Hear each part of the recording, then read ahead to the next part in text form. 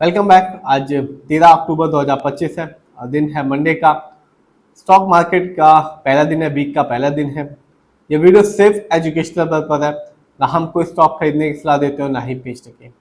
आज बात करूंगा 100 रुपये से नीचे एक अच्छे शेयर के बारे में जिसने लॉन्ग टर्म में रिटर्न तो दिया ही, अभी ही कॉन्ट्रैक्ट भी हाथ लगा इस कंपनी को और साल में 2 बार डिविडेंड भी दिया। इस कंपनी का नाम है NMDC और ये कंपनी बेसिकली कह सकते हैं कि काम करती है, इंडिया की लार्जेस्ट आयरन और प्रोड्यूसर कंपनी है ये। और इस कंपनी ने लॉन्ग टर्म में एक अच्छा रिटर्न निकाल के दिया है और अभी ही इसे कॉन्ट्रैक्ट भी हाथ लगा है।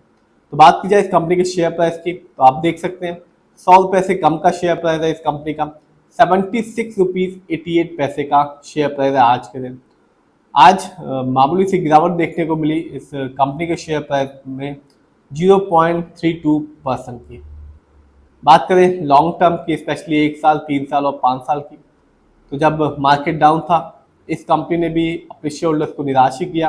मामूली सी गिरावट रही 1 साल में 1.80% की, यानी कि आज से ठीक 1 साल पहले इस कंपनी का जो शेयर प्राइस था मिल रहा था 79 रुपीज़ का। लेकिन यदि हम देखें 3 साल को तो अच्छा रिटर्न निकाल के दिया, मेरे हिसाब से तो अच्छा रिटर्न निकाल के दिया।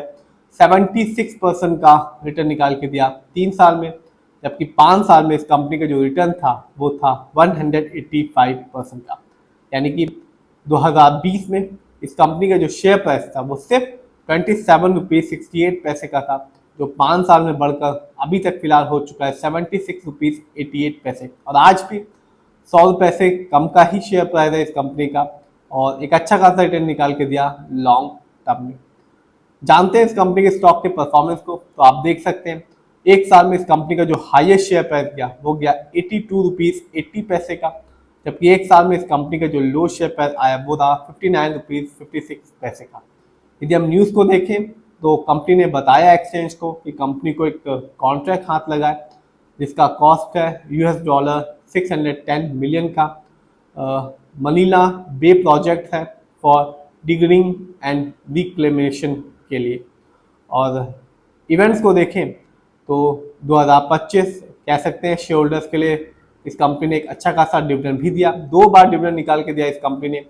एक बार 14 अगस्त 2025 को 1 रुपये का डिविडेंड दिया, जबकि 21 मार्च 2025 को इस कंपनी ने एक बार और डिविडेंड दिया था 2 रुपये 30 पैसे का। तो कह सकते हैं जिस भी शेयर होल्डर के पास इस कंपनी की शेयर की एक अच्छी खासी क्वांटिटी होगी उसे तो एक अच्छा खासा डिविडेंड देखने को मिला होगा।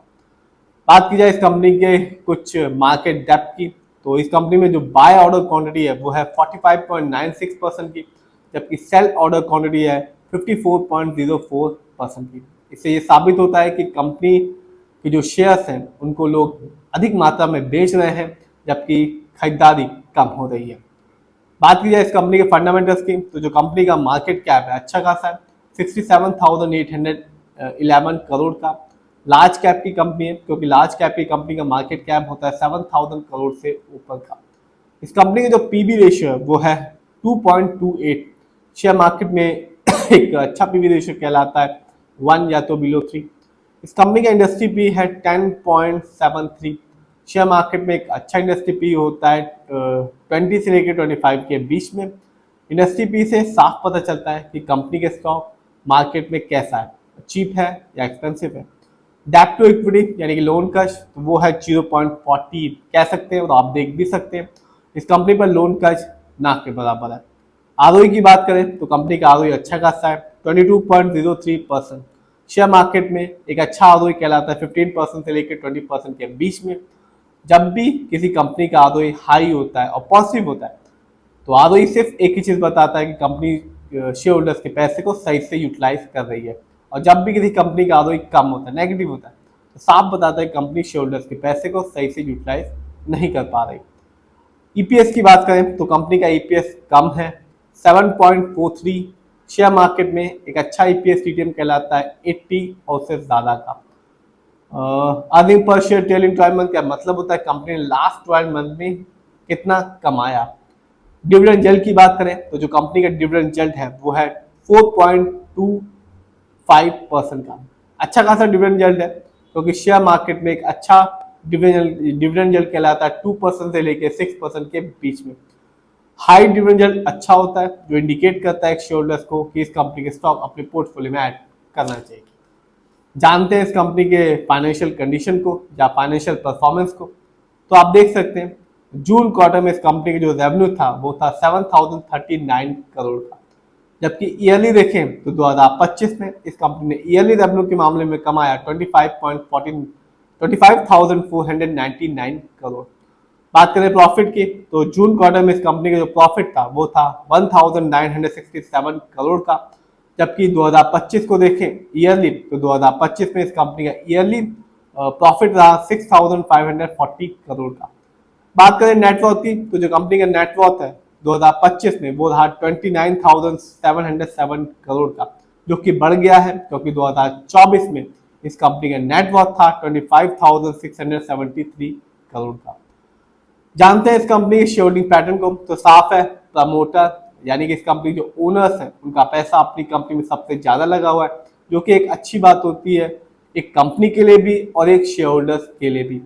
प्रमोटर की होल्डिंग है 60.79% की, जबकि रिटेलर्स यानी कि हम लोग का पैसा इस कंपनी में लगा हुआ है 12.52% का, जबकि लास्ट में आते हैं FII यानी कि विदेशी निवेशक, जिनका पैसा इस कंपनी में लगा हुआ है 12.21% का। तो कंपनी का तीनों ही फैक्टर अच्छे खासे, चाहे वो शेयर होल्डिंग पैटर्न हो, फाइनेंशियल कंडीशन हो या फंडामेंटल हो।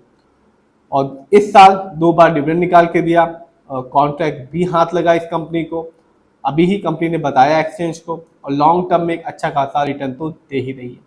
फिर भी आप जिस भी कंपनी के शेयर को खरीदें खुद रिसर्च करें, एनालाइज करें, अपने फाइनेंशियल एडवाइजर की राय लें, फिर अपने पैसे को शेयर मार्केट में लगाएं।